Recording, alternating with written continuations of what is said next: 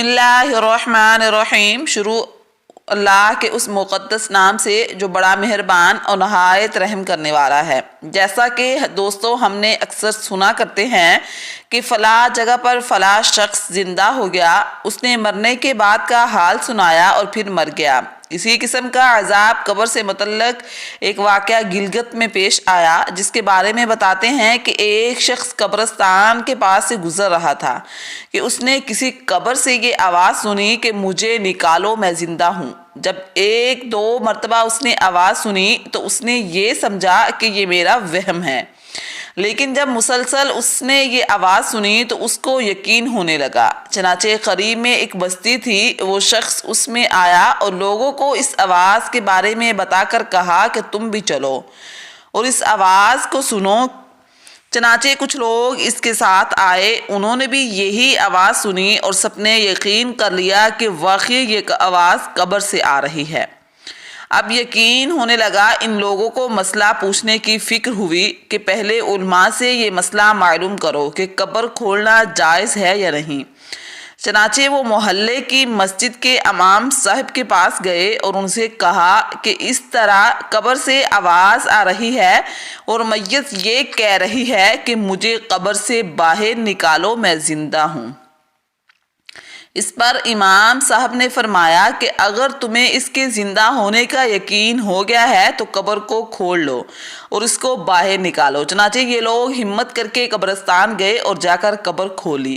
اب جو ہی تختہ ہٹایا تو دیکھا اندر ایک عورت برہنہ حالت میں بیٹھی ہوئی ہے اور اس کا کفن گل چکا ہے۔ پھر لوگوں نے کہا کہ وہ عورت کہہ رہی ہے جلدی سے میرے گھر سے میرے کپڑے لاؤ، میں کپڑے پہن کر باہر نکلوں گی۔ چنانچہ یہ لوگ فوراً دوڑ کر اس کے گھر گئے اور جا کر اس کے گھر والوں کو یہ واقعہ بتایا۔ اس کے کپڑے، چادر وغیرہ لے کر آئے اور لا کر اندر پھینک دیے۔ اس عورت نے ان کپڑوں کو پہنا اور چادر اپنے اوپر اوڑھ لی، پھر تیزی سے بجلی کی طرح اپنی قبر سے نکلی اور دوڑتی ہوئی اپنے گھر کی طرف بھاگ گئی۔ گھر جا کر اس عورت نے ایک کمرے میں چھپ کر اندر سے کنڈی لگا لی۔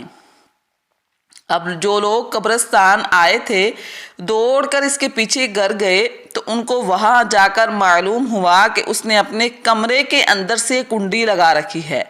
ان لوگوں نے دستک دی کہ کنڈی کھولو۔ اندر سے اس عورت نے جواب دیا، میں کنڈی تو کھول دوں گی لیکن کمرے کے اندر صرف وہ شخص داخل ہو جس کے اندر مجھے دیکھنے کی تاب ہو، اس لیے کہ اس وقت میری حالت ایسی ہے کہ ہر آدمی مجھے دیکھ کر برداشت نہیں کر سکے گا، لہٰذا کوئی دل گردے والا شخص اندر آئے اور آ کر میری حالت دیکھے۔ اب سب لوگ اندر جانے سے ڈر رہے تھے، مگر دو چار آدمی جو مضبوط دل والے تھے انہوں نے کہا کہ تم کنڈی کھولو، ہم اندر آئیں گے۔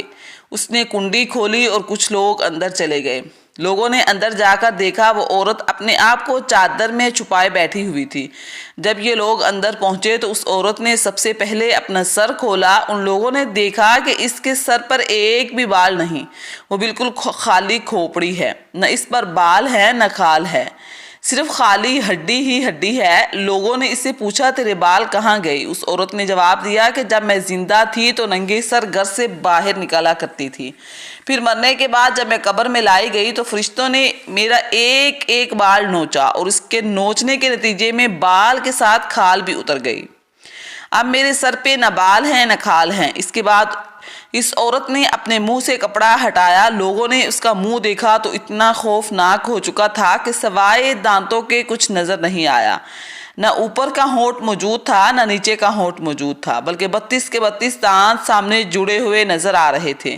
سوچئے اگر کسی انسان کے صرف دانت ہی دانت نظر آئے تو کتنا ڈر اور خوف معلوم ہوتا ہے۔ اب ان لوگوں نے اس عورت سے پوچھا تیرے ہونٹ کہاں گئے؟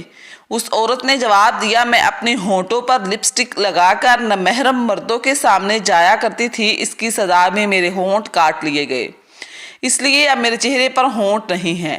پھر اس عورت نے اپنے ہاتھ اور پیروں کی انگلیاں کھولی۔ لوگوں نے دیکھا کہ اس کے ہاتھ اور پیروں کی انگلیوں میں ایک بھی ناخن نہیں تھا، تمام انگلیوں کے ناخن غائب تھے۔ اس سے پوچھا تیری انگلیوں کے ناخن کہاں گئے؟ اس عورت نے جواب دیا ناخن پولش لگانے کی وجہ سے میرا ایک ایک ناخن کھینچ لیا گیا۔ چونکہ میں یہ سارے کام کر کے گھر سے باہر نکلا کرتی تھی، اس لیے جیسے ہی میں نے مرنے کے بعد قبر میں پہنچی تو میرے ساتھ یہ معاملہ کیا گیا اور مجھے یہ سزا ملی کہ میرے سر کے بال بھی نوچ دیے گئے، میرے ہونٹ بھی کاٹ دیے گئے اور ناخن بھی کھینچ لیے گئے۔ اتنی باتیں کرنے کے بعد وہ بے ہوش ہو گئی اور مردہ بے جان ہو گئی، جیسے لاش ہوتی ہے۔ چنانچہ ان لوگوں نے دوبارہ اس کو قبرستان میں پہنچا دیا۔ محترم خواتین و حضرات، اللہ کو یہ عبرت دکھانی مقصود تھی کہ دیکھو اس عورت کا کیا انجام ہوا اور اس کو کتنا ہولناک عذاب دیا گیا۔ بے پردہ خواتین اس واقعے سے عبرت لے اور ان گناہوں سے توبہ کرے جس کی سزا بروز قیامت بہت سخت ہے۔